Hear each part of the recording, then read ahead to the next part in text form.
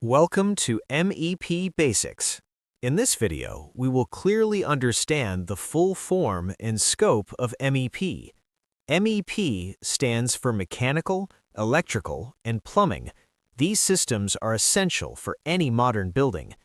MEP systems mainly include HVAC. HVAC means heating, ventilation, and air conditioning. These systems control temperature, airflow, and indoor comfort. Examples include split AC, AHU, ventilation fans, and chillers. Electrical systems provide power and lighting to a building. This includes main power supply, lighting systems, generators, UPS, and fire alarm systems. Electrical systems ensure safety and continuous power. Plumbing systems manage water supply and drainage. This includes fresh water supply, wastewater drainage, and sanitation systems. Plumbing is important for hygiene and daily usage.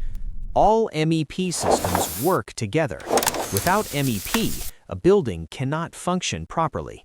MEP is used in residential buildings, offices, malls, hospitals, and industries.